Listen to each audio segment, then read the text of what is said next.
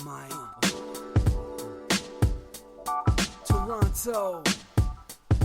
VK on the beat. Check. I'm in Toronto where you wanna get the city love. I'm from Toronto where you wanna get the city love. I'm in Toronto like we wanna get the city love. My city love me back for my city love. I'm in Toronto where you wanna. Welcome to episode 1261 of Toronto Mic'd. Proudly brought to you by Great Lakes Brewery, a fiercely independent craft brewery who believes in supporting communities, good times, and brewing amazing beer. Order online for free local home delivery in the GTA. Palma Pasta. Enjoy the taste of fresh, homemade Italian pasta and entrees from Palma Pasta in Mississauga and Oakville. Season 4 of Yes, We Are Open, the award-winning podcast from Moneris, hosted by FOTM Al Grego. RecycleMyElectronics.ca. Committing to our planet's future means properly recycling our electronics of the past. The Moment Lab, brand marketing and strategy, PR, advertising and production. You need The Moment Lab. And Ridley Funeral Home. My voice almost cracked on Ridley Funeral Home, pillars of the community since 1921. Today, returning to Toronto Mic'd is Stephen Brunt. Welcome back, Stephen. Hey, thank you. It's good to be back. It's good to be anywhere, right? Yeah, no, absolutely. Isn't that true? And it's a beautiful spring day, and life is good, man. It is good, and we're going to catch up with you, but since you were last on, so we have a little, we got to talk about this.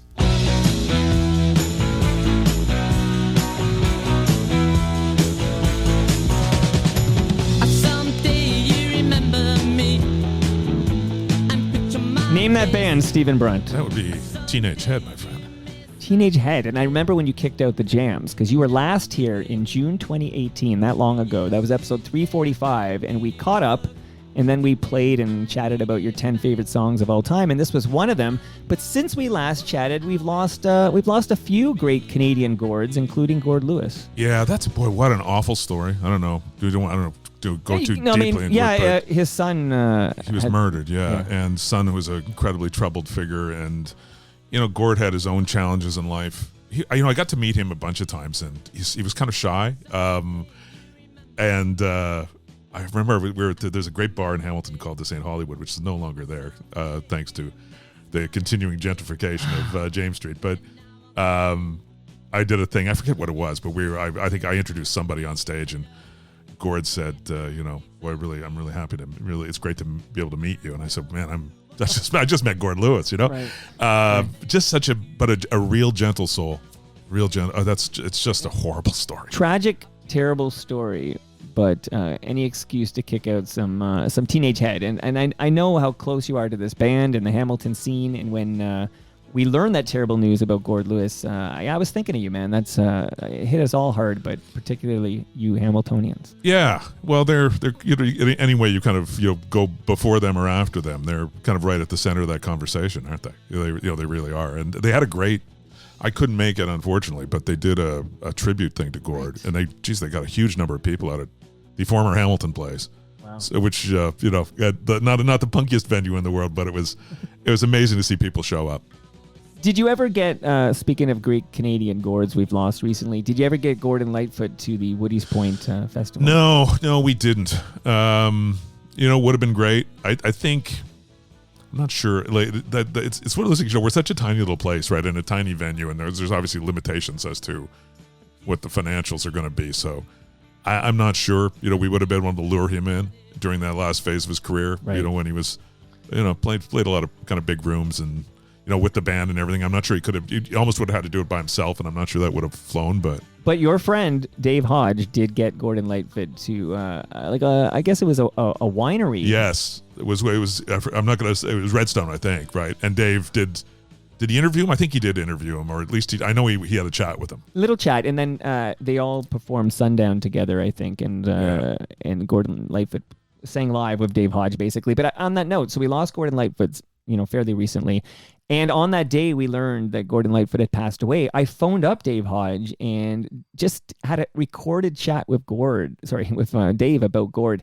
And I don't know if you've caught that, but you really should give it that half hour because it's beautiful. Yeah, I've probably heard it in person. Dave is an amazing resource. Of his passion for music and the number of musicians he knows and the number of stories. I know what people always think of him as a hockey guy. Right. You know what? He's really a music guy first, and then after that, he's a baseball guy, and then he's a hockey guy third. Right. So, but the music is number one. There's no question. No, absolutely. True that. And if you ever go to, I don't know, a show at the Horseshoe or something, you might just see, like in the front row, you might just see Dave Hodge jumping up and down. So he might be there. Now, I want to let people know about your first visit, because if people are looking for that A to Z of Stephen Brunt's Life and Times, they want episode 269, which was recorded way back in September 2017. And here's what I wrote at the time. Mike chats with sports journalist Stephen Brunt about his years at the Globe and Mail, his video essay for the 2010 Olympics, his fallout with Bob McCowan. Remember, this is September 2017. Yes. His work with Jeff Blair, also Hamiltonian, right? Yep. Absolutely. Well, he's a relative latecomer. He's only been there for 20 years now. So. Well, that's like Ralph Ben-Murgy. Yes. Ralph said the same thing. Yes. Yeah. Who sent in a note for you, actually, which I'll get to in a minute. Okay. Do you still have the Twitter burner account? Are you still lurking on there? Yeah. Oh, yeah. Absolutely. No, I don't have any. Well, especially now, right? It's now that Buddy's taken over. It's it's not changed. sure I want to give him anything. Any oxygen? No. Oh, I just remembered. I'll talk more about this next week, but I once used that expression, like, stop giving this guy oxygen. And then this person, like, sicked his followers on me, saying I was threatening him with death because I didn't want him to breathe. Oh. And I was thinking, does he not know that expression, or is he faking? Yeah, no, I'm fine if Elon Musk continues to breathe, I guess. You're right. This is an expression here. Okay, so actually I always turn off I'm going to turn that one off. I actually was expecting a call, shutting down my ringer right now, from Anthony Petrucci from Palma Pasta, because I put in a emergency order for lasagnas, and I'm expecting it to arrive while we're recording. So I do hope to have a frozen lasagna for you, Stephen. I'll give it a good home, as we say. Thank you, Palma Pasta. All right, where do we begin, my friends? So we talked. This is your third visit, and things have changed. I'm going to open with a question that came in from Ralph Ben-Murgy. Ralph Ben-Murgy writes, now that you don't have to engage with the churn of daily sports chatter, what occupies your mind? So that's a good Ralph question. He's a very spiritual man. Yes. And that'll kind of open up a gateway here. We can talk about what the hell has been happening with FOTM Stephen Brunt. Well, yeah, there's that's a kind of a big question from Ralph. Right. And thanks, Ralph. Good to hear from you. I'm kind of... I kind of have departed from the hamster wheel for sure. Like that's, but we'll get into that. It's been an interesting 12 months for me on a lot of levels. And, I have kind of detached from the day-to-day stuff. Not that I don't still go home and watch a ball game or a basketball game or a football game or stuff. I do still consume sports and I still enjoy it. I don't, it's funny, somebody was during the whole the most recent Leafs crisis. You've been around long enough, right? I've covered a couple of those over the course of my life. And every Leaf story, every Leaf season I ever covered, the last story I wrote was that they lost. So I'm a little jaded. But somebody said, "What do you think this Dubas thing?" And I said, I actually don't have to care. It's funny. Right. I don't. It'll sure. If I was doing daily radio, or I was writing a column, it's like manna from heaven, right? It's not like I know it's torture for fans. I feel that's too bad, but right. But for if you're in the business, man, bad news is way better. Yeah, if you're in news. the talk, sports talk radio, or if you're writing like a column or whatnot, this is like catnip or whatever. Oh yeah, those two press conferences in the same week, and right. It's kind of a dead time of year. Otherwise, things are I would have been going into radio just pumping my fist, but. Has sports been replaced by, I don't know, are you now a spiritual person like Ralph? Well, have you, what's happening? And then we'll get to the nuts and bolts of like September 9th, 2022 next here. Yeah. But like what's your frame of mind? I don't know, I just chatted with you for the first time in many years, but you seem content. You seem at peace. Well, where it's those things are all relative, right? But it's I have other interests and I have family and I have hobbies and I'm still working. It's the kind of under the radar work right now. It's like mostly things that are kind of in development and things. But I also kind of had a moment to step back and said, how much, and it's a luxury, saying how hard do I want to work? Right. Like I've had a job since I was 14. I realized that essentially when I stopped having a job, it's the first time I haven't had something going since I was a kid. And I started even with the Globe. I started the Globe when I was 25. Wow. And I thought, okay, well, what's this like now? And am I going to feel desperate to start commuting again and all of that? And I didn't feel desperate at all. Again, for some other reasons I'll get into, but it's kind of a time to just sit back and say, okay, I acknowledge this is a huge luxury, but I'm 64 years old, and I thought, okay, what do I want to do? And I want to enjoy my parallel life out in Newfoundland. I want to read. I want to listen to music. I want to fish. I'm a fly fisherman. Wow. I want to travel a bit, and kind of just take a deep breath and think about it for a little while. So a lot of the last. Not so much the recently, because I have kind of put it back in gear, but yeah. Like, is it tough? Yeah. Like, okay, so let's get specific here. So on September 9th, 2022, you announced you were departing Sportsnet and Primetime Sports. I don't even remember if that was what they were calling that show back in September 2022. Maybe they were. Yeah, Drive Time. Drive Time, okay. But basically, you were leaving the Rogers family. Do you want to share with us, like, any details as to why you left? Like, I talk to people and it's like, oh, you decided to stop working? They're like, no, they like tapped me on the shoulder and said it's time for you to stop working. But I'm curious what happened. Well, it was a combination of the two. Things were changing there. Obviously, that earlier in that summer, a lot of people they got rid of a bunch of people who were working in the features department, which was the other part of my job there. The daily radio I was still doing with Ben, and really enjoying it. Work with Ben Ennis, by the way, who's a super talented guy, man, and it was a good show, Yeah. But I also worked with this incredibly talented group in features where we were producing documentaries and things we were doing. That kind of ended. So before I left for Newfoundland last summer, I did, and this is still, I can remember, still the empty Rogers building post-pandemic. There's almost nobody there at that point still. I sat down with one of my big bosses and I said, what's going to happen here? And, there was a buyout provision in my contract. Luckily it was a very good contract. And I said, look, are you guys going to, are you going to buy me out here?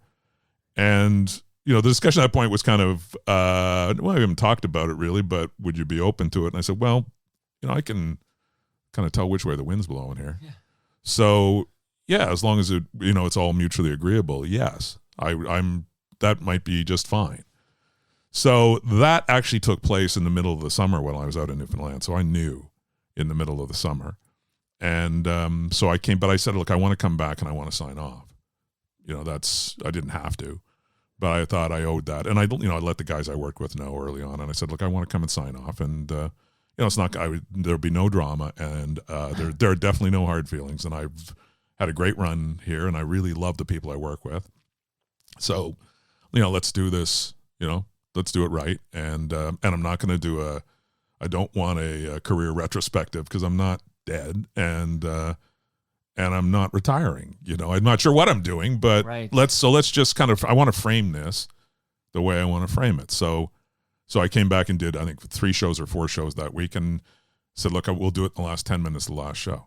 And that's how I did it. And, that's it. Like, minimal fanfare and, as it should be. And then I kind of just walked off into the sunset. Although, I'm still see those guys and talk to those guys all the time. And at the same time, and again, I don't want to go too far down this road, but my mom was sick last summer, and she died in October. So, look, she was almost 92, and she had a great run, and she was healthy her entire life, and she was independent, lived in her own house, was driving a car up until like last summer. So still your mom, though. Yeah, it's still your mom. And so, those are 2 rather huge life experiences. You kind of think of the signposts in life, right? Those would be 2 big ones rammed into about a 3-month span. So that was another reason to kind of just reflect. There were things that my sister and I had to deal with, and I had to look after my own kids, And so there was, it was a time to kind of sit back and reflect and just not do much anything, to be honest. I kind of just like I was dealing with that, but in terms of work, it didn't really matter. So just kind of sat and, Ralph will appreciate this. I kind of sat and meditated, I think, for about for several months. Just kind of thought about stuff. And I appreciate the fact I had the luxury to do that, because I know a lot of people wouldn't have. But is that difficult to, because you were so active doing so much, and then all of a sudden to just shut down the valve or whatever? Like, did you feel like you should be doing something constructive? Or I didn't really. It's funny. I thought I wondered if I would, and I'd get antsy, and because I have trouble taking a week vacation. Yeah, no, and I've always had, as I've always had side things going, right? Sure. Like not just. When I was at the Globe, I was doing broadcast on the side. When I was a broadcaster, I've been writing books on the side. I've been doing all that stuff on the side. I'm developing different things. Some documentary needs a voiceover of authority, and you'd be the guy, I think. Well, yeah, I'd still like to do that kind of thing and work with creative people and all of that. But yeah, it was funny. It was easier not to work than I thought it would be. It was kind of okay, right? It agrees with you. So yeah, I'd get up in the morning and what's on the agenda. I started weightlifting for the first time in 25 years. I read a lot. I my wife, I think, got a bit fed up with me because she was used to me not being there. But the dog and I had a good time. The dog got walked a lot. Right. So yeah, it was okay. So yeah, it was just I was kind of a forced time of contemplation, and that's not a bad thing. No, and so the timeline's here. So you depart, you make it official anyways, and I think it's nice they let you say goodbye, because you hear a lot of stories where they don't let the person say goodbye. The day the team folded, I was at I happened to be there that day, right? And I didn't know it was happening. I just was in there for another reason, and I remember they marched everybody. We're going to have a meeting in this room, and everybody goes in a room, and then they lock the door behind you, and they handed everybody an envelope, and then the next door was to the street.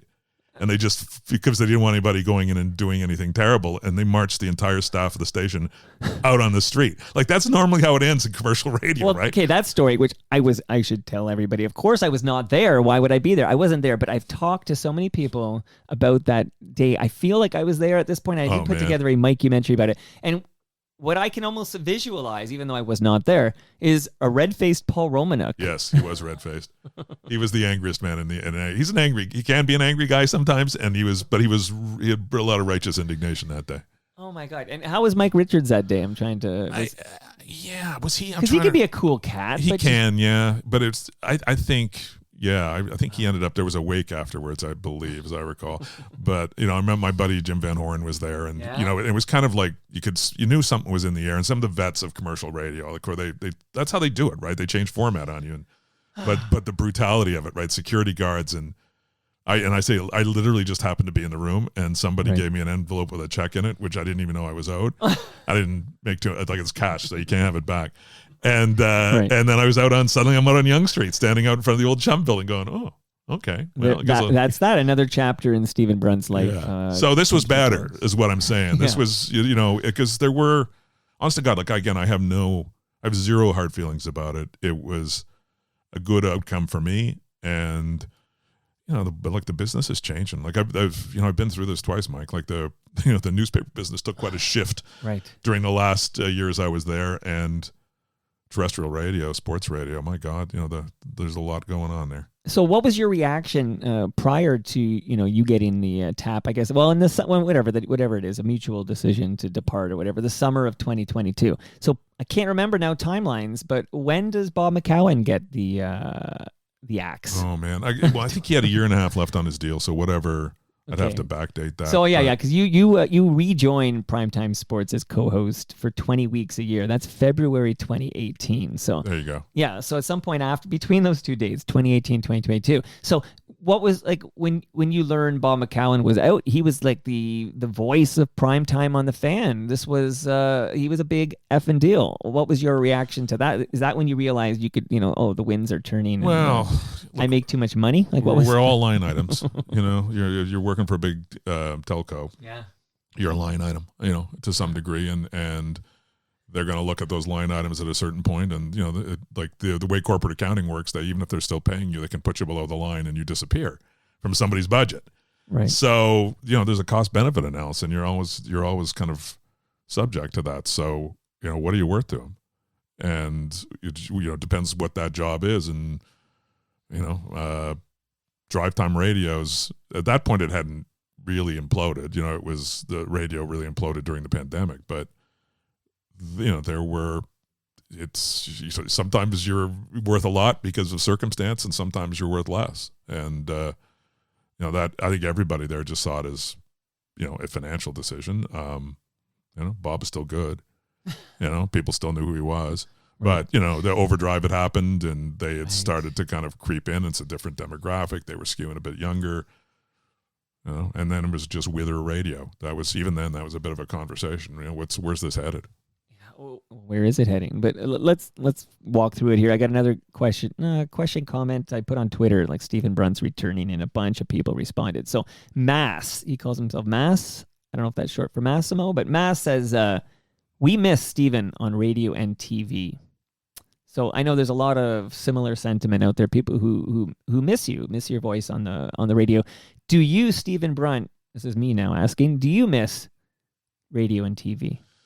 Well, I miss the people I work with, because both of those are collaborative media, right? That you work with the team, especially television, and I worked with some really, really creative people, and it was exciting.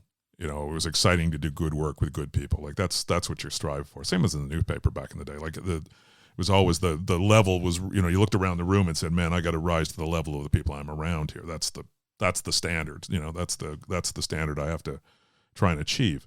But as I said earlier, a lot of that stuff was gone. That by the time I left, that wasn't happening. They're not out there shooting those documentaries anymore at Sportsnet. And same thing on radio. Like the most frustrating thing for me was the fact that I think the show we were doing was as good as any show I'd done in years. I think the show that with Ben, I think we worked really well together, and I didn't know how it would work, but he was a very, he set me up really nicely on that show. I think he knew how to kind of position me on the show, and there was a lot of fun. We enjoyed it. You can kind of hear the smiles over the air sometime. Right. So it was frustrating in the sense that I loved doing the show. I really, really, because I knew it was good, and I really liked working with Ben and with Mike Gentili, and we had a really, we had a good crew, and we got through the last bits of the pandemic, which were hard. It started with Jeff, and I was working with Jeff still, and we were the first guys almost back in the studio in 2020 in the empty building, and that. We did 3 weeks from a home right after the world came to an end. Right. And Richard was still on the show then too, doing 3 hours of sports radio when there was no sports. And as far as we could tell, nobody listening to the radio. But other than that, it was awesome. And not knowing if the world was going to literally end. Right.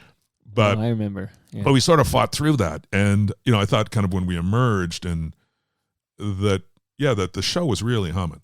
It really, really felt good. So I miss that. I miss that part. You miss the good days when something's happening and you go in there and there's a buzz. You don't miss the dead days when there's nothing happening and you got to make a show out of nothing. But, the thing with Ben is like you could take the show in a lot of different directions too. Like he was very, very talented. Yeah, well, he's been down here, so he's also an FOTM. Good. Well, he should be. Yeah. And he's great. And I think he would learn a lot from you, like in terms of like you mentoring him. And I think it was good for Ben to have some Stephen Brunt time. Well, I really, really enjoyed it. And, we still get together and have the odd beer together. So that tells you something. All right, make sure it's a Great Lakes beer, okay, Stephen? Yes, indeed. And I got some Great Lakes. You're gonna leave here with some fresh craft beer from Great Lakes Brewery. Awesome. You know the drill. Yes, I do. Is that really why you're back? That's Steve? it. I'm here for the beer. And real quick here, so I don't forget, I wanted to give you, because you never know when you have to measure something, Stephen. So shout out to Ridley Funeral Home. A measuring tape for you. I don't know. It comes in handy. People are like, I'm surprised I needed a measuring tape. And here's one right here. So no, I'm sure it'll get, I will make use of it somewhere. Len writes, I think Stephen Brunt's established a top-rank narrative voice for both nostalgic turns and Titanic-grade tragedies, as only the sports world can provide. Seriously, I enjoy his long-form writing. any plans to essay the second 20-odd years of Blue Jays baseball. Diamond Dreams was definitive. If I may, I get a lot of notes. I think Len is a well-crafted note. Like, that's a well-written the note. So shout out to Len. But what would you say to Len? Firstly, you must be self-aware. I have Alan Cross on all the time. And Alan, like, if you need, like, a definitive voice for like, alt-rock particularly, Alan's your guy. I think you are the equivalent when it comes, like Len says, to like a nostalgic turn or a Titanic grade tragedy. I'm going to address nostalgia at some point because I'm kind of pushing back against that these days because I think it's but it's a potent drug, Stephen. And I do peddle it on the. It can be, yeah. I know. I'm just personally, I'm trying to say not be a remember when dude, but I look. I'm sure I'm working on some documentary projects where I would write them, whether I would voice them or not, I don't know. I could just go do voice stuff. I did a little bit of stuff for the Jays. I heard you. It's funny. Wasn't that funny? That turned up on the broadcast too. Yeah. So I did that for the Jays, and they're going to do a few more other things for their in-house stuff. I'm not seeking stuff out. There'll be more books. I've been doing books for people lately. I've been helping people. So I did the Christine Sinclair one last, and Brian Trottier. I've got another one. I had him on the show too, by the way. Trottier? Yeah, he was great. Interesting character, right? Yes. And it was bizarre because we did 3 different recordings, which normally is not what I do. But he had to drive somewhere, so we picked it up when he got in the car. Like, there were 3 different chapters to stitch this together, but he was just great fun. That book was a pandemic project, and I inherited that project, and we did that entire project without ever being in the same room together because we couldn't. He was across the border. He was in the States, right? He lives in Pittsburgh. Right. So that was a challenge.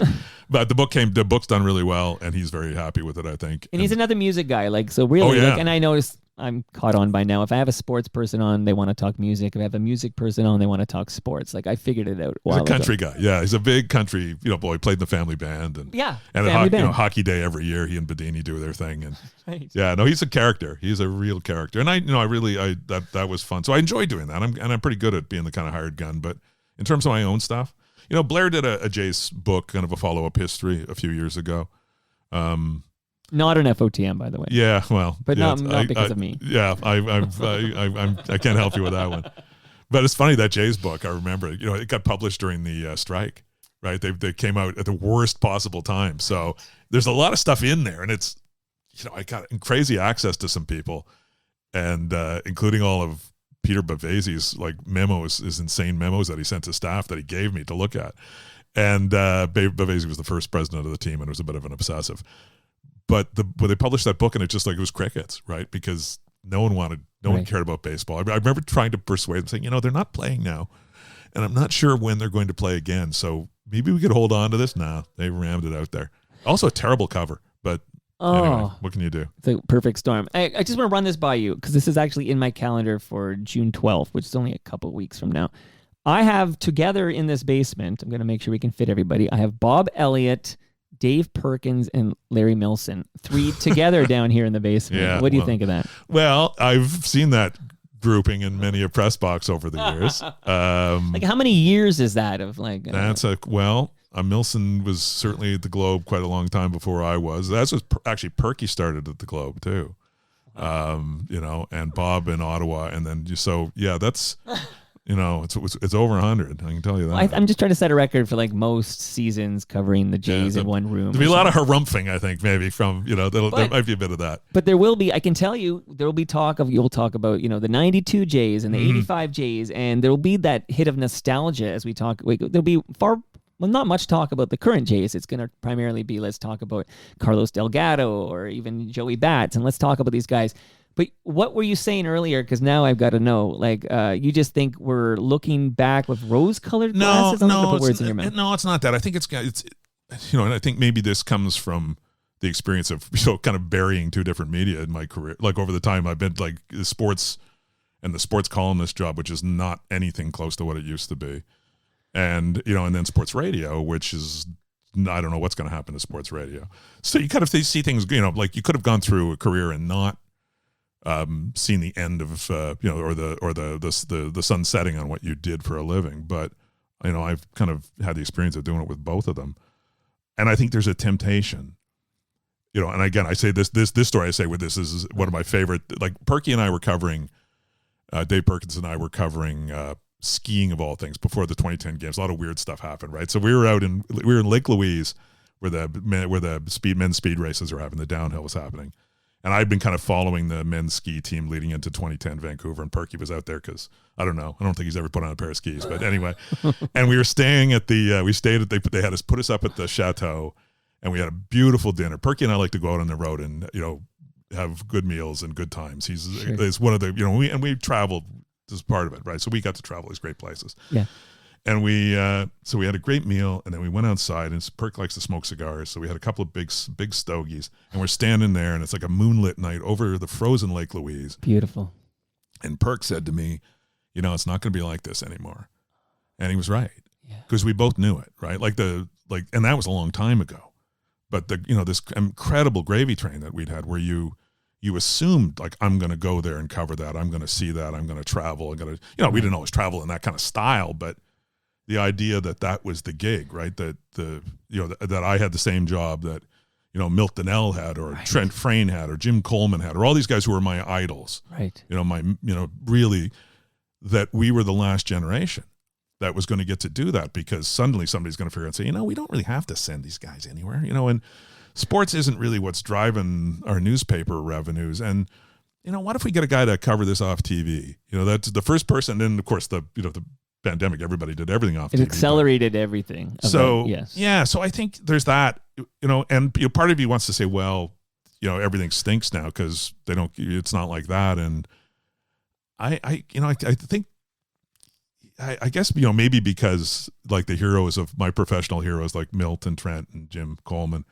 no one even remembers who they were anymore, mostly they're and it's like, it's all dust, man. Like, I hate to say it, like, it's kind of morbid, but no, but it is, like, I think you can't, if you kind of sit there and say, wow, man, we were, we changed the world, or we were the guys, or nah, you're going to be gone soon, and no one's going to think about, so there'll be somebody else doing something else. And, it's really tempting to just go and say, well, back in the day, well, everybody has a back in the day. And you know what? Most of those back in the days are lost in the cloud of history somewhere. Okay, so this is a spoiler-free comment I'm going to make, so I'm just going to let people know. But I did watch the season finale of Succession last night. Yeah, me too. There is a line in there where I'm not just going to paraphrase it. It doesn't give anything away, okay, everybody? So you don't have to worry. But a line just about, like, this is bullshit, you're bullshit, I'm bullshit. It's all bullshit. Like, I'm paraphrasing, but there was a line to that effect, and it's a similar sentiment. It's sort of then the whole, like, yeah. Well, I think I'm not going to say it doesn't add up to anything, right. And I think the works still matters, and I think journalism certainly still matters. However you want to put sports journalism into that. I think I like to think we've all done really good work, and that somebody someday will go back into the time capsule and say, boy, wasn't that amazing? But I'm not counting on it. I'm not counting it, because I think you kind of get caught up in your own moment and your own self-importance, and you're just one cog, and it's so that's why I resist. I kind of think, move ahead, look forward, don't look back, don't live like, look, being the lead sports columnist for the Globe and Mail, was an amazing thing when it was an amazing thing, but then it wasn't, then it wasn't, and because and it's not because of anything bad. It's just the world changed. The business changed.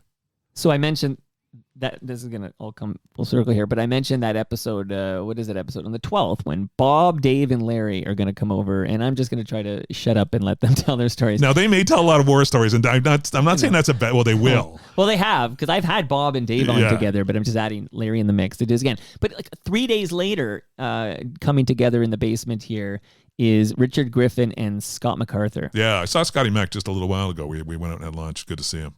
Good to see him. But there's an example of a couple of guys. Okay, so Richard Griffin last worked for the Toronto Blue Jays, but he's gone. He came over and told me all about it. They parted ways. And Scott MacArthur, his last gig was not sports media, but it was at 1010. But he'll come over. You'll hear it on June 15th. He's going to tell the story of why he's no longer on the radio. Yeah, so I won't offer any spoilers on that. It's a good story. Well, it sounds, and because he did write something that I posted on TorontoMike.com actually, but it sounds like he had a moment where he realized he didn't want to be on the radio. Yeah. Like an epiphany of sorts. Yep. And he's like, I don't want to do this anymore. And he realized he doesn't have to do it if he doesn't want to do it. And I know he's moved out east. So you're in Newfoundland, and he's going to be what, Nova Scotia? He's around Halifax somewhere. Yeah. Oh, I think you're Peggy's. Yeah, near Peggy's Cove. I think we'll hear from him. But these are two guys, and this is going to tie in nicely to the next question that came in. But Scott MacArthur no longer on the radio. Richard Griffin no longer writing for the Star or with even with the Toronto Blue Jays anymore. But these are two guys who are still covering baseball because they love to cover baseball. So the question that came in, and again, I didn't write this question, but Istanbul Leafs is the handle on Twitter of this person.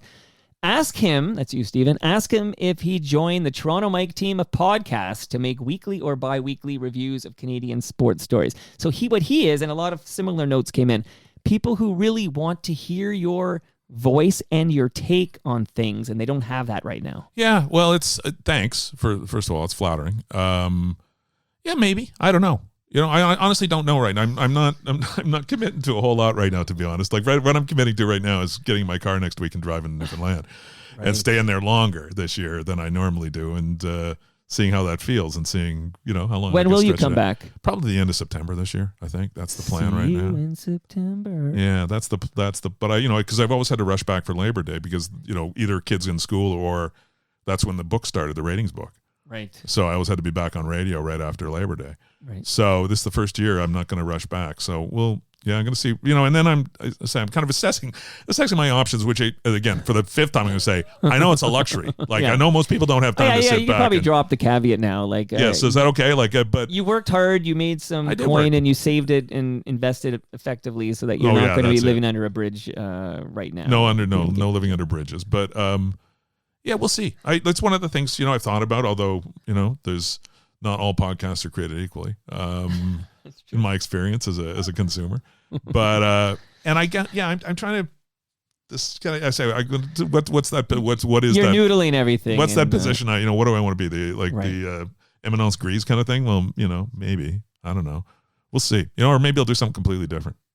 Fascinating. Maybe your podcast will be all about music just to piss off the Istanbul Leafs. They want to hear what you think of Kyle Dubas, because there's an example of a big story in this market that you are sort of craving. Like, what's Stephen Brunt's take on? What's Stephen Brunt's? Can I call you Steve? Yes.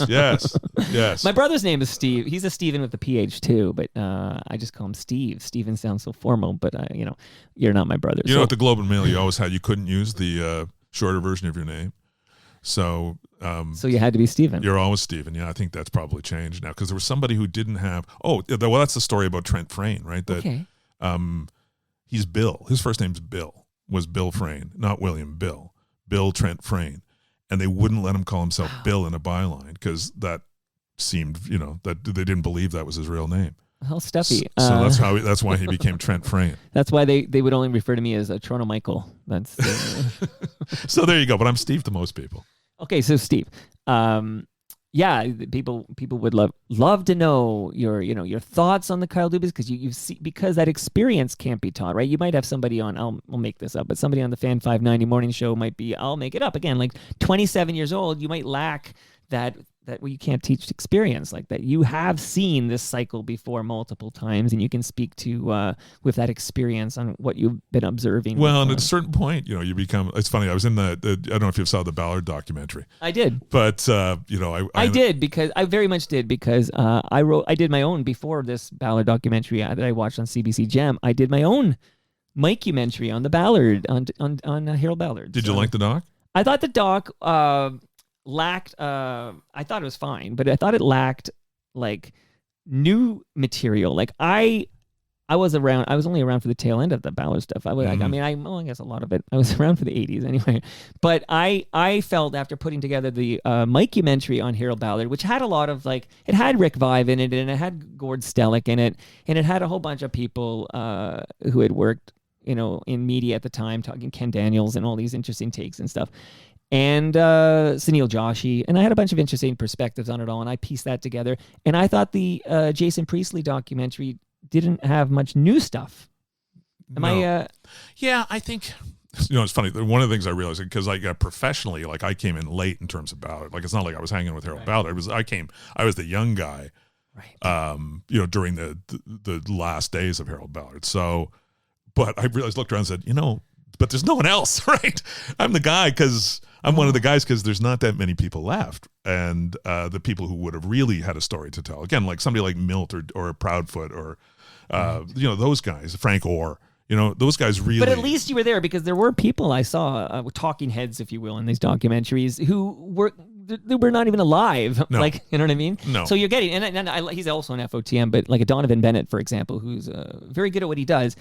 Yeah, it's interesting to hear Donovan Bennett speak to Harold Ballard, but you are aware of Donovan Bennett's age and that it is like impossible that he was around for the Harold Ballard era. Yeah, so they were trying to, be many things to many people. I thought it was interesting. I thought the tone of it was kind of funny. It was kind of arch, the whole thing, like, because it was a little jokey. I think, considering how toxic Harold actually was. Right. He wasn't a nice guy, and he wasn't a fun guy. He was a bad guy.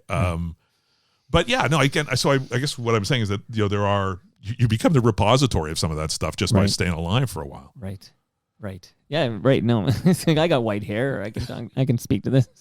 Well, no, we're in trouble when I'm the guy in the documentary talking about Harold Ballard. So then you'll know you're in big trouble. Okay, so Istanbul Leafs. That was a great question, but I get the feeling from Stephen. I'm going to talk like he's not here. I get the feeling like you're open to lots of things, but you're still taking your time in before you determine specific next moves. But it sounds like you alluded to you have some, what do you call it? You have things in the fire. What do you put in the fire? What's that expression? Yeah, irons. I have irons. Yeah. I have irons in the fire. That is correct. I've always had irons in the fire. What the hell does he have in the fire? Yeah. Oh yeah, irons in the fire. But none of it's like would, kind of be a job, right? Like that's, it's stuff, projects, things I want to do and people I want to work with. I think that's how I would describe it. Why don't you do something with the aforementioned Dave Hodge? Like, I feel like we got to reunite you guys. That'd be we have a little dinner group that I see him every couple of months and also at music occasionally. So Dave picks his projects pretty carefully though. Yeah, he's prefer to work on a music project probably. But do I get to know who comes to these gatherings that you guys have? I probably shouldn't reveal. There's just four of us. I might have had two these names before, of us are me and Dave. So, but it's a fun group. They're four of us in the business. Four old dudes in the business. Okay, now that you're comfortable here, I'm just gonna say I've given you the beer, I've given you the pasta, I do want to give you a wireless speaker. It actually sounds amazing. Oh, I've fantastic. had so much feedback. That's a Bluetooth wireless speaker from Moneris, and that's so you can listen to season 4 of Yes, We Are Open, which is an award-winning podcast from Moneris, hosted by FOTM Al Grego. He was here last week to kick out the jams and talk about season 4, but he's been traveling the country and having chats with small business owners, and these stories are inspiring. They're enjoyable stories from small business owners in Canada. You might get inspired yourself. So you've got your speaker to listen to season 4 of Yes, We Are Open, and you can even listen to Toronto Mic'd episodes of that if you like. Excellent. Sit in the backyard in Woody Point and I do. It comes up every time Newfoundland comes up and hear it. So who was it? Heather Bambrick came over. Oh yeah, and she brought me Screech. Yes. So I have. I'm gonna. It's there. Like every time Newfoundland comes on, I say I want to go there and go to this Woody Point. Drink it out of a coffee cup. That'd be authentic. Okay, I'm afraid to drink it, but right now it's a conversation piece. But I do want to go to that festival, Woody's Point. 20th. It's our 20th year. Yeah. Who's lined up to join you? Well, we have musically, we have Serena Ryder. Hey, that's great. We have Isanabe, who I'm really excited about. Nico Paolo, who you should listen to. A guy named Zaynova out of Newfoundland, who's like the Indonesian Newfoundland Elvis. He's fantastic. Amazing. Yeah, and then Sarah Pauly. Wow, kind of excited about that. That's big. Yeah, Oscar winner. Yeah, and we got her.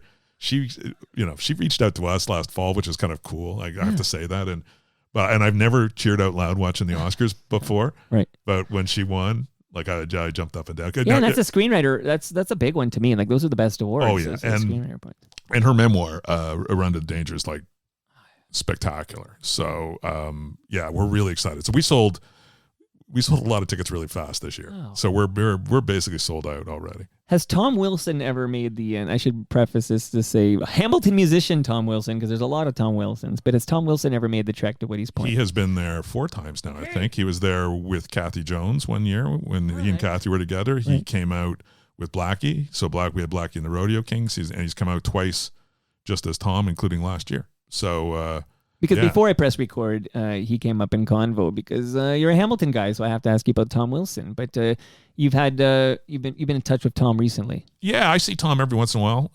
We had dinner not that long ago. I saw him at what concert was it? Stephen Fearing, I think, was in Hamilton, which makes sense, the Black right? and the Rodeo Kings. Yeah, he's also been here. Stephen Fearing, very great. Really nice guy, isn't he? Yeah, another guy who's been to Woody Point. Yeah. And I saw, and then Tom and I think we're going to collaborate on something. We're working on it. Is it a voiceover battle? We could do. That's a question, right? Who gets to voice it?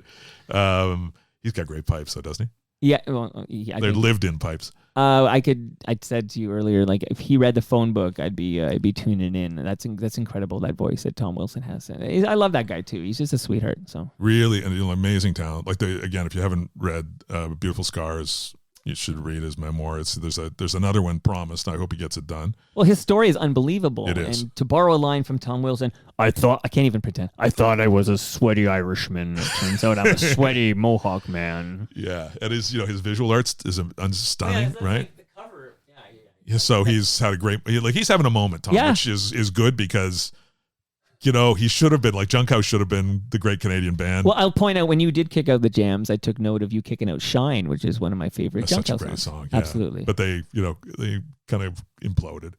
And, but I love his stuff. I like the Lee Harvey Osmond stuff he's done. I think it's fantastic. And Tom is, and you put Tom on stage. Yeah. He's, even if people don't know who he is, like he's one of those guys he can take over a room really quickly. Well, he's always got a great story and that great voice, and great musician. But quick, Tom Wilson. I'll do a Tom Jones story later. Tom Wilson, burned out car that he does with Sarah McLachlan. Yeah. And I mean, it's even a great story how it came, because he wrote it with Murray McLachlan when they were like hammered or something one night. I can't believe that's possible. And Tom is now, when he leaves with his Palma Pasta, but he does not leave with his Great Lakes beer because he's been sober for a long time now. But back in the day, that burned out car, and if I ever hear it, and the way Sarah's vocals kind of dance with Tom's baritone there, it's amazing. Yes. So yes. Find that, everybody. No, Okay. I'm a super fan. Okay, so now that you're comfy, I kind of like this question. We'll see what we get out of Stephen Brunt. But Craig M. writes in and says, I'd like you to give him truth serum. So pretend I gave you some truth serum. How is the relationship between him and Bob McCowan? Did things go off the rails, and how much is he prepared to talk about it? Inquiring minds want to know. Craig M. wants to know. Well, it's funny people ask me this, somebody asked me that in a bar a while ago. Because Bob's cranky, kind of a curmudgeonly. Yeah, but it was like they assumed that we hung out all the time and all this stuff. And I said, Right. No, I don't. We never hung out. Also, I have you on record in your first appearance saying you will never again co-host Primetime Sports with Bob McCowan. Yeah, did I end up doing it after that? I don't. Yeah, remember. you did. You ended up doing it after that, and then you there came back and I played it for you. Yeah, I think that there was. There may have been A Brinks truck. There may have been a variety of reasons why that happened. Let's put it that way. Yeah, look, it's not like we hung out anyway, right? And all that stuff that I said I like to do, Bob doesn't do any of that stuff. So we were professionally, we worked really well together. And, for 2 hours a day or 3 hours a day, we worked really well together, but we never hung out. So no, we don't hang out now that we don't work together. Right. But have you been on his podcast?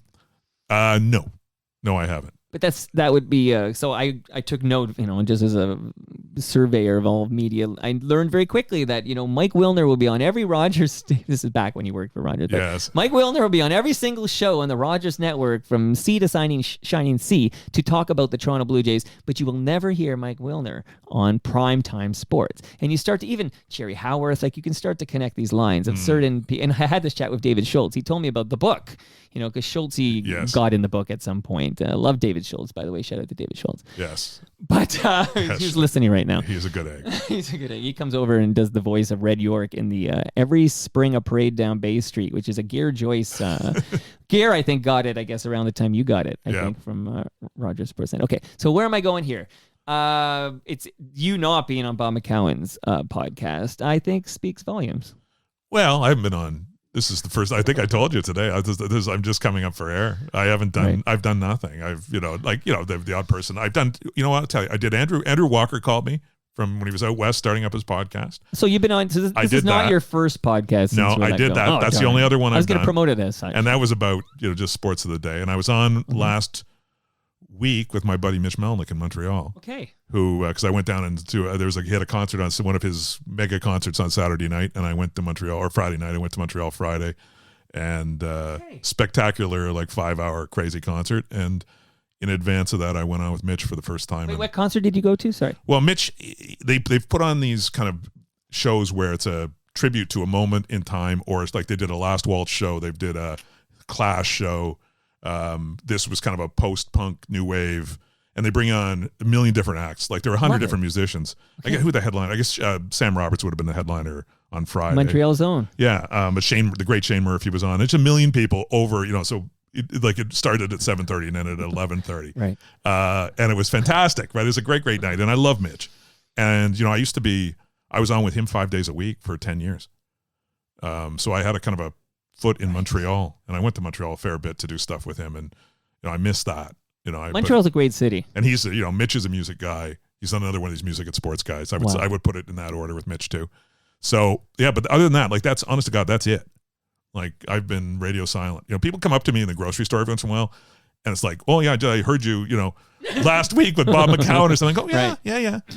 So anyway, no, Bob, I once when I was covering music for when I was a student at Western, right, and I was also the music critic at the London Free Press. Okay, and I went, and Sam and Dave came to town. Sam and Dave came to town, and I thought the great Sam and Dave, and they were playing at some crappy bar.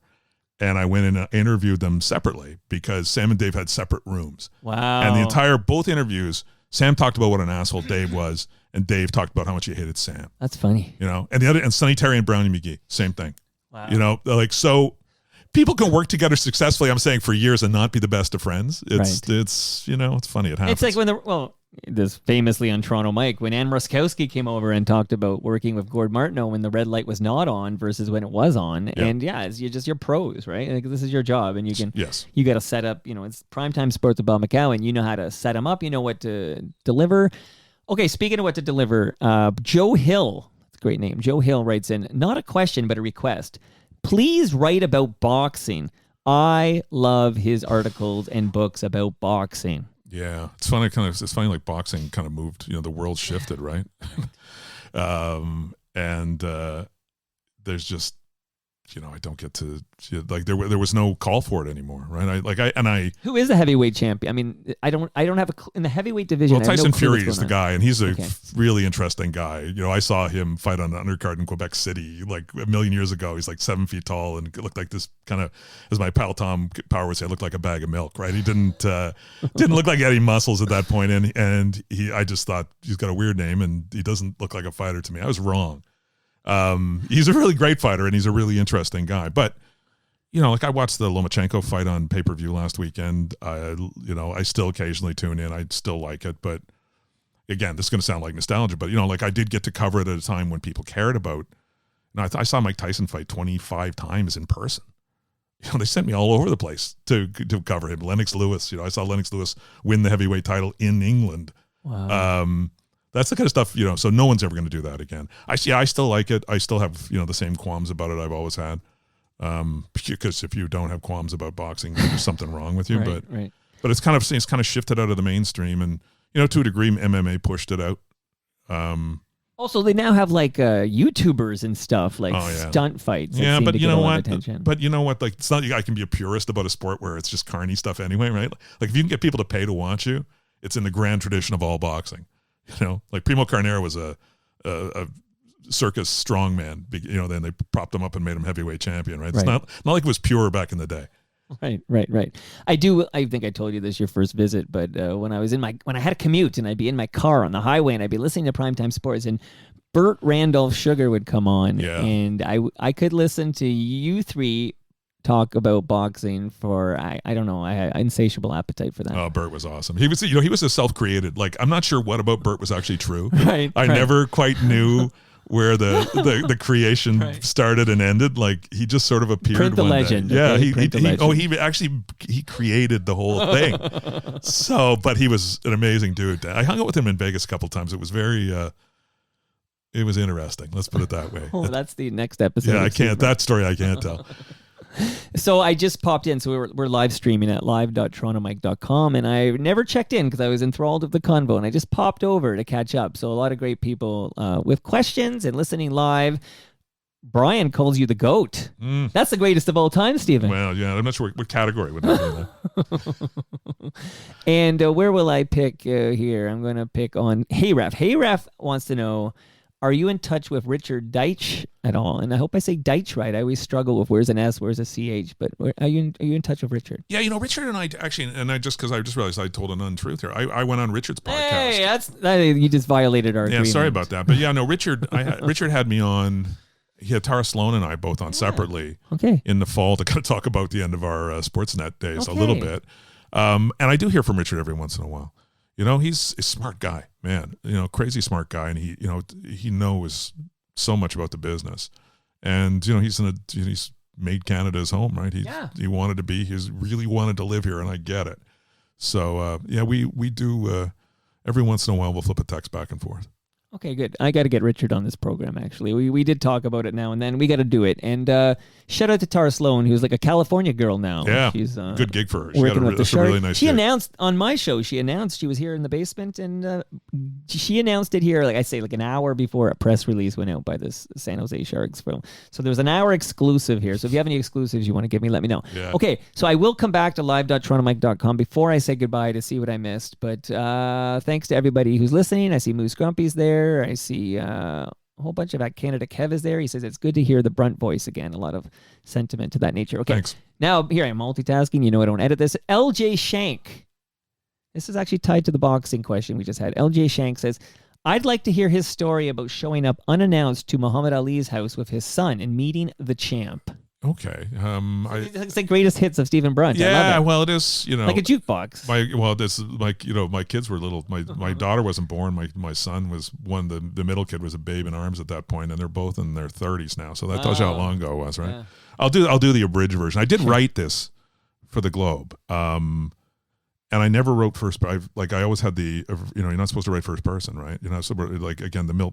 The Milt Donnell dictum, right? He wrote for 50 plus years for the Star and never used the word I. Right. And that's the way you do it, right? It's not about me. But I had to write it first person because it was about me, or about my family. And we went. Right. So the short version is, I was going. There's a guy named Davis Miller who wrote a book called The Tao of Muhammad Ali, who I got to know. And actually, I ran into him at Ali when I was covering Ali's funeral in Louisville for Sportsnet. So he's still out there doing stuff, and really interesting dude. And we were talking, so he'd kind of been in the Ali orbit to a degree, and he told me the story. He said Ali had a house, kind of a compound in Berrien Springs, Michigan, which is not that far from Chicago, and said, one of the weird things is if you're there, people just show up, and he lets them in, and there's all kinds of people from just random people wandering through his house to see him and say hello. Interesting. So I was going to. And again, here, this is the way my life was a little bit. A good friend of mine who was a lawyer, an American lawyer, who I introduced in the boxing world, and he's still out there. Like he worked for the Klitschko's and for a bunch of people. But when Lennox Lewis was turning pro and needed some legal advice, I introduced him to my buddy John, and John helped him, because John had worked for the Hilton brothers in Montreal, and I thought if he could handle that, because the Hilton brothers' previous lawyer was murdered by Frank Catroni's guys. Ooh. So I thought, this guy's got guts, right? He took the job. Right. So he was Matthew Hilton's guy and was in that. And I thought, well, he could help Lennox Lewis out. And he did. So John was getting married in Chicago, and I was invited to the wedding. And I was in the wedding party, and so was Lennox. So there's a great picture, like me standing next to 8 foot tall Lennox. And so we drove, and my wife and I and our 2 kids. And I say one was like a babe in arms, Jake, and then my son was a toddler. Nat, my oldest son, was a toddler. And we're driving back from Chicago, and I realized essentially saw the sign in Berrien Springs, and I said, I told my wife the story, and she said, well, why don't we go? Let's go take a look, So we drive into this little town, and I go to the gas station or whatever, and I said, do you know where Ali? Oh yeah, right up the road. Wow. So you drive up the road, and there's a big gate, and it's locked, and there's a buzzer, and it just says M. Ali, which is hilarious, right? Wow. And I go, push the buzzer, and somebody comes on the squawk box, and they said, yes. And I said, I'm from Canada, and I'm a fan, and I just wanted to say hello. And the gate swings open. Wow. So we drive up the big, long driveway, and as we're going in, there's some people from Germany leaving, and Ali's wife comes out, and she said, oh yeah, she's inside if you want to come in. And so we walk in through, and she was there, and her mother, they were making lunch in the kitchen. We walked through the kitchen, and with my eldest son, Jeannie, my wife stayed back with the baby just because she thought it might be a little too crazy. and we walk in there, and he's sitting there watching TV.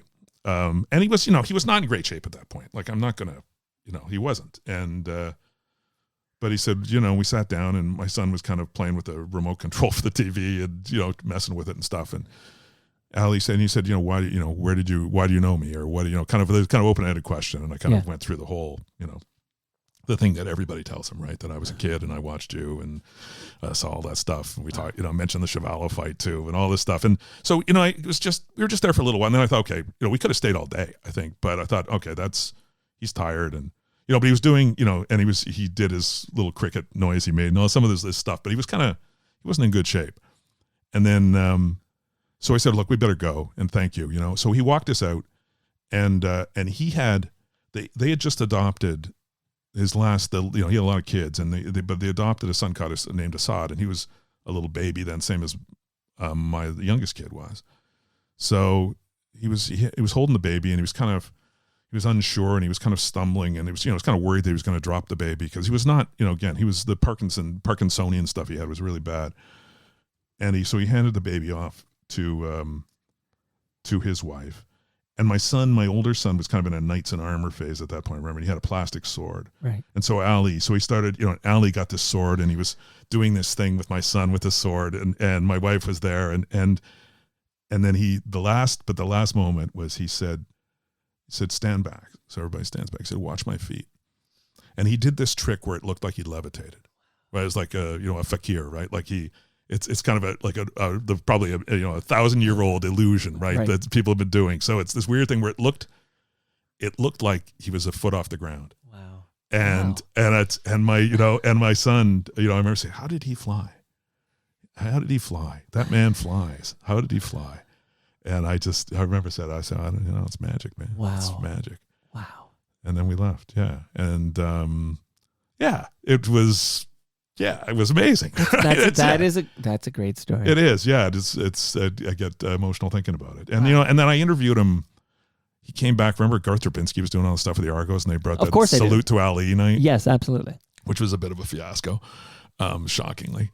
And I did a little interview for him, actually for TSN at that point, because I was jumping between my corporate affiliations, and Ali couldn't. He could parrot the same lines he'd been doing forever, but he couldn't really answer a question. It was awful. And then I did the funeral, which, I'm glad Sportsnet sent me. Wow. Okay, I'm going to lighten things up here because Glenn McDonald sent in a note. Glenn wants to know, he says, ask him about his favorite restaurants on the road. Oh, man. Let's see. Some of them are out of date, right? Because I don't... travel like the way I used to. Actually, I was in Montreal, Maison Publique in Montreal. It's one of my favorite. Derek Dahman's place. That's a great place. Have you ever in Montreal? Well, here's the thing. So my daughter goes to McGill University, so I'm in Montreal all the time now. So although she won't be back there till late August, but I'll take a note for sure. That's an awesome place. Like I had dinner at. Can I afford it? Yeah, actually, you can. Sort of everything's more these days, right?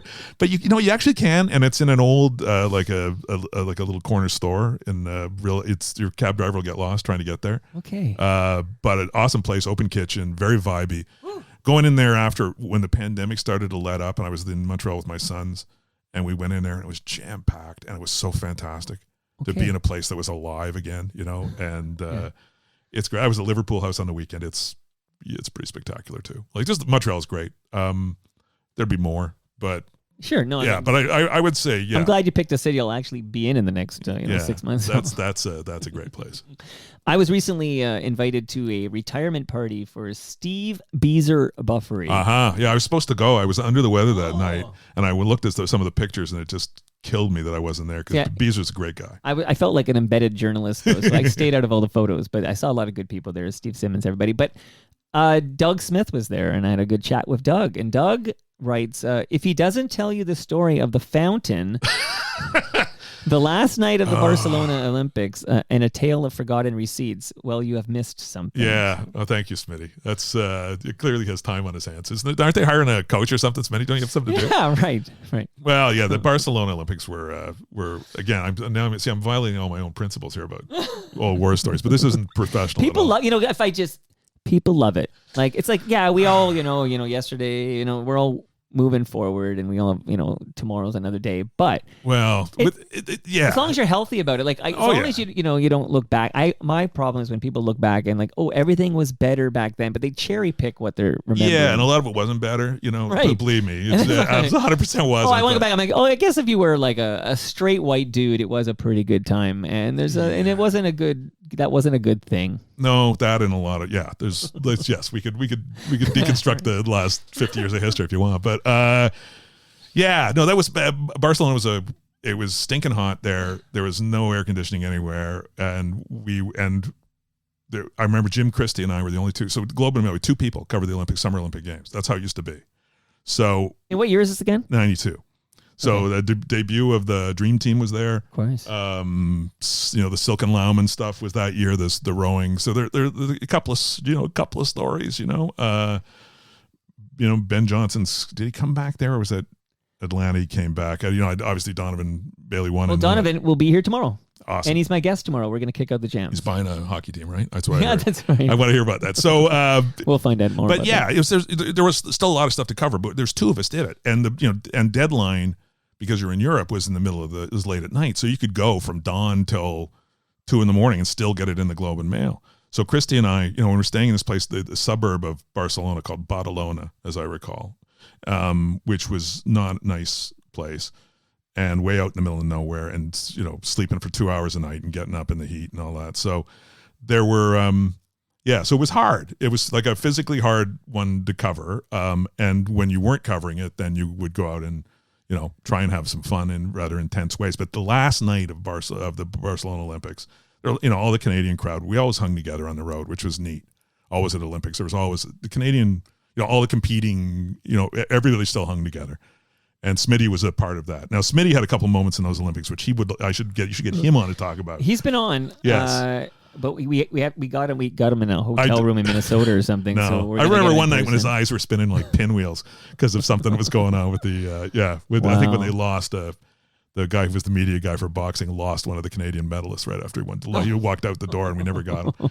Anyway, so the last night was a bit of a bacchanal, and we went. There was a little restaurant in this kind of apartment block out near in Badalona, and I arranged for a big table, and all the Canadians were there. Maybe we usually added a couple other guys like George Vesey were kind of honorary Canadians. He might have been there.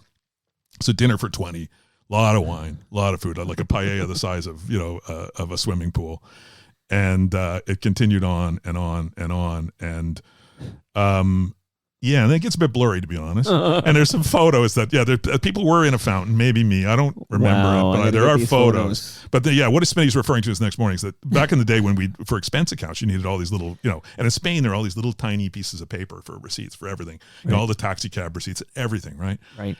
And we had to get, Jim Christie and I had an early flight, and we woke. I hadn't really been asleep for very long, and it was not in good shape. So we got there, and I got my suitcase. Now there's some details I won't go into right now because I'll discuss people. But we got in a cab. We got out to the airport in Barcelona, and I thought, oh my God, I left my receipts back in Badalona.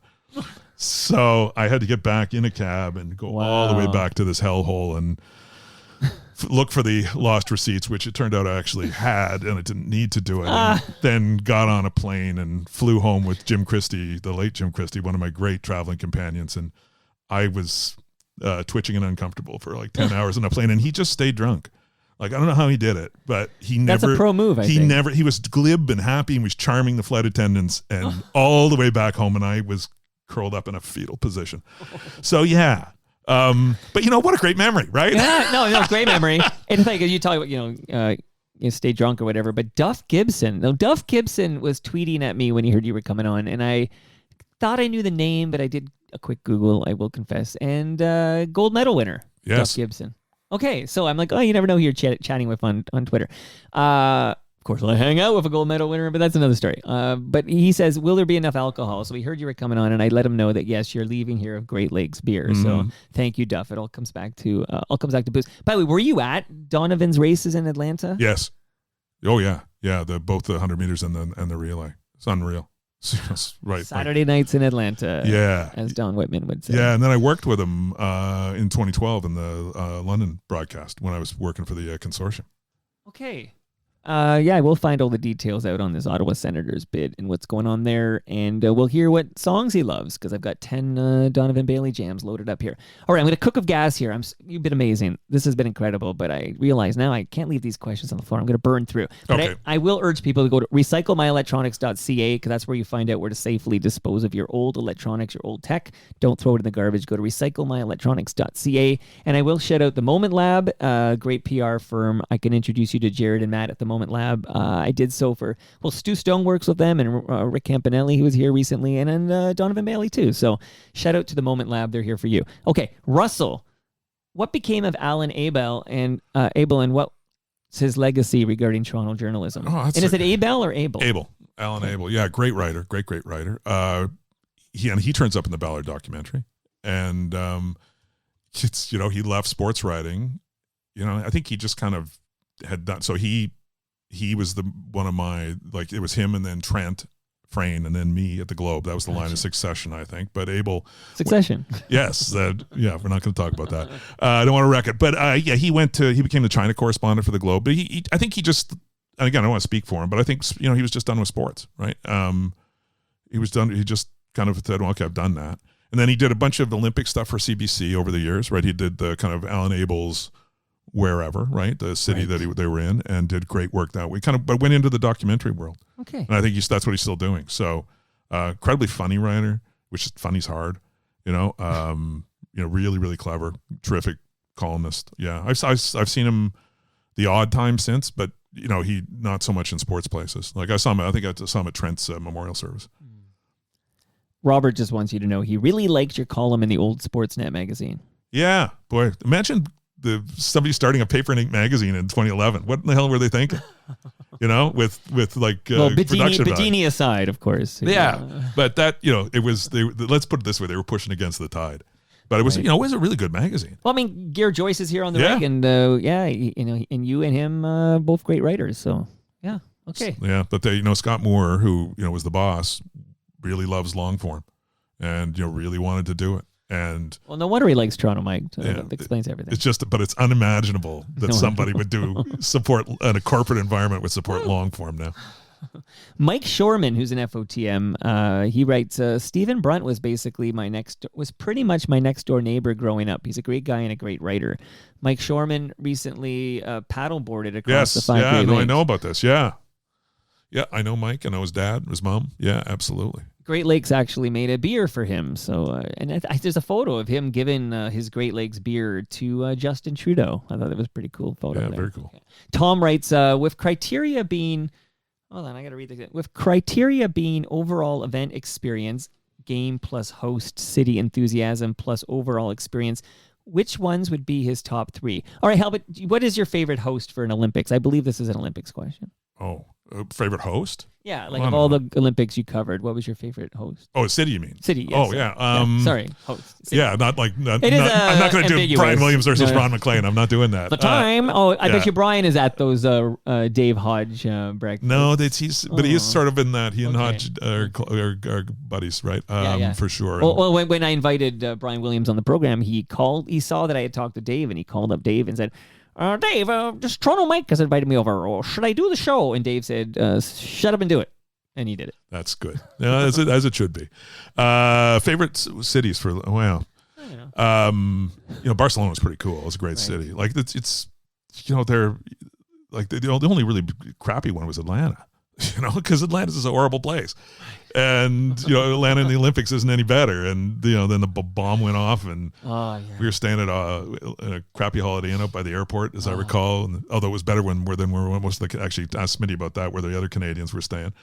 That was a horrible experience. I had one of my favorite ones was the Turin Olympics in 2006. I was working with Al Mackey from the Globe, and we managed I was known for kind of being able to arrange things sometimes. And we got the gig working in the mountains, doing skiing and sliding and all of the mountain stuff. And we ended up we went to Paris first, and then took a train to this little town, and we got off in Oulx and went to this. And Turin itself doesn't sound like that great a place. I don't know. I've never been, because we never left the mountains. Right. And we had this beautiful little town, and they had a great restaurant where they would stay open for us. Yeah. And it's in Piedmont. So this sounds amazing. Yeah, Barolos and Barbarescos, and the guy had like 26 different grappas.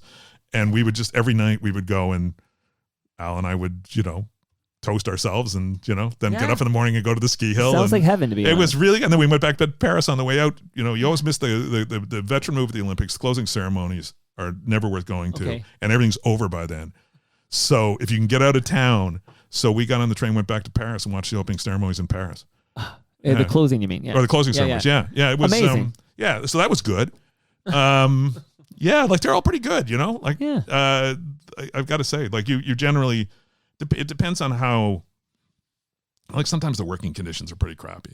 I know people don't want to hear it, but like, if the buses don't run on time, Yeah. So Atlanta had no charm and no organizational capacity. So it was a bad combo. Brian wants to know your thoughts in relation to the messes with Canada Soccer and Hockey Canada. Are these parliamentary hearings actually accomplishing anything? No. Or is it just posturing? I think it's grandstanding. Yeah. The Canada Soccer thing, if you follow the sport in Canada, this has been a long-running issue.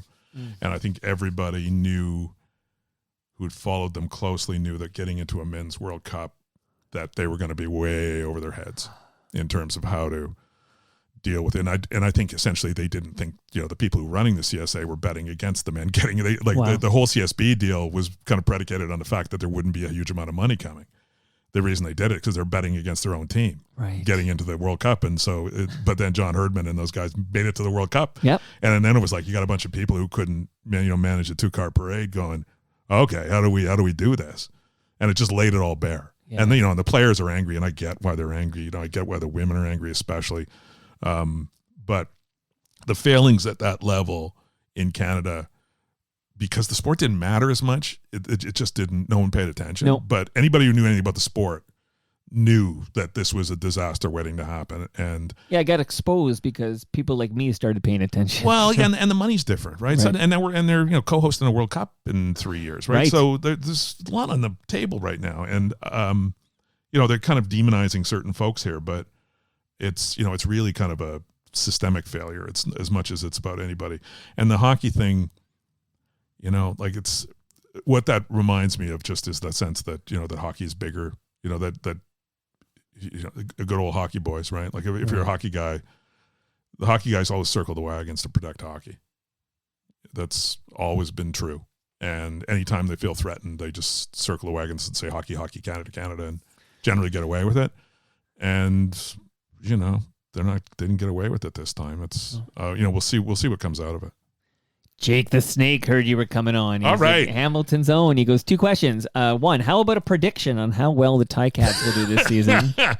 It's got to happen eventually, doesn't it, Jake? Wee-wee thing. Shout out to Steve Paikin, who's listening right now, and also a big Oski wee-wee guy. Yeah, it's got to happen. Bob Young's got to win a Grey Cup someday. His kid's inheritance has gone into the team, so he deserves it. They should be good. It's a 9-team league, right? Like, or an 8-team league. And they haven't won a Grey Cup since 1999. Like, that's hard to do. That, yeah. Yeah. So I would say I'm cautiously optimistic, and Jake knows that I'm prepared for something horrible to happen. Well, he wants to know, will you join Jake and friends for the traditional steak dinner on the Saturday of Grey Cup week? Yeah, because it's in Hamilton, and I have no excuse unless. Hey, Jake, I want to go. I can get to Hamilton. This is the Argo Suck crowd. They're a fine group of folks, and. Yes, so that sounds like the Argo Suck. Sounds like Shakespeare's or something. Is that, Jake? Is that where we're going to go? I think it's oldie schooly food, I think. Okay, almost done here. You've been amazing. And if you need to tap out, let me know. We're almost done. Okay, Kevin, I'm unemployed, man. What am I going to do? It's true. Kevin writes, what baseball story was the most fun for Stephen to relay to his readers? Readers were, the Guerrero story. Well, I'm going to say readers or listeners. Because sometimes I did there. both, right? Like again, it's a name I can't mention anymore. But the most fun story. I can mention the name Robbie Alomar. No, not that one. That's another name we can't mention. I'm trying to keep track of all the names we can't mention. But we did the Roberto Osuna thing where we ended up in Sinaloa when El Chapo was arrested while we were there in Los Mochis. Right. So walking around, so George Koutakis and the producer and I and our shooter in Los Mochis in the middle of the Sinaloan drug cartel country, and we had they laid it on thick, right? Like we had guys when we got into the airport, like they had guys with machine guns who were our escorts taking us to the Best Western Los Mochis. Honest to God, went out to get a Starbucks, and they'd bring a guy with a gun would come with us because oh my God! But it was all show because the cops were all in cahoots with the cartel. So the cartel knew we were there, and they knew we were harmless. Right. So but the police worked with the cartel rather closely there. So they were putting on this big show to make us feel okay. So we had armed guards everywhere, and we were there for 4 or 5 days, and it was fine, and shot with Osuna and his family, and we shot some amazing stuff. And then the last day we were there, they hooked us up with a woman from the Sinaloan Tourist Board, which has got to be a challenging gig, right? Because they just 3 weeks before we were there, these Australian guys who went the wrong way in their van and somewhere had their heads cut off. Right, so if you're running the tourist board there, that's tough. Yeah, right? If people are being decapitated, one of the world's toughest jobs. So she took us around to some places like could you please go shoot the botanical gardens and all of this stuff? And then we're in this little park, a beautiful park in the kind of the town square in Los Mochis, and we're shooting an interview with I think with Osuna's parents, and suddenly there's these helicopters going over. Right, there's all these helicopters buzzing around. I said, and they're saying that there's a tourist board. What's going on here? And she said, no problem. It's all calm. It's all calm. And so then there's more helicopters, right? They're circling around. And then suddenly people start getting on their phones and saying, and there's this huge, so they brought in the Marines because the police are corrupt and they figured out where El Chapo was. And that was the one where he escaped through a sewer tunnel and then popped up. And anyway, that was, and then, at the end of this thing, you see this kind of unmarked jet leaving. And that's the one where they had El Chapo in the jet. They took him to prison in the States, right? Wow. So they just busted his son down in Culiacan, and people went to the airport and started shooting at planes, right? Like this. Yeah. So it's not like it's a joke, but it's not a joke. Right. So we were there doing this story, and right in the middle of it, they got the world's most notorious drug kingpin and arrested him like 3 blocks from where we were. Wow. So that's I was very happy to leave. Like when the plane took off, I felt really good. George and I that was a big sigh of relief that day, but that was very cool. Wow. Okay. Now, on the flip side, is there, because Kevin writes, what's the most difficult story, whether it be subject matter, research, or controversial? Is there a story? What was the most difficult story you had to convey to your readers or listeners? Geez, I don't know. If you want to think on it, you can do it in your 4th appearance. Like the Clyde Gray stuff I did back in the day, the investigative stuff a million years ago. That was pretty heavy. That was investigative. That was real, honest to God journalism. Wow. In a world where people were trying to protect people, that was pretty hard. Yeah, but well, look, most of sports is it is the toy department mostly, right? Right. It ain't that tough. I'm closing with a letter that came in from Ed Flynn. It was a great letter. He goes, "Hey Mike, looking forward to your conversation with Stephen Brunt. I had a beer with him in 2005 or 06 in the early days at the Writers at Woody Point, Newfoundland. It might have been at the Legion." Yeah, it probably was. He just written a column in the Globe that was something of a retort to an infamous Margaret Wente take on that Newfoundland was a scenic welfare ghetto. Yes. I thanked him for that, congratulated him on the festival, still a vital event in Western Newfoundland. Ask him about it. Of course I asked him about it, Ed.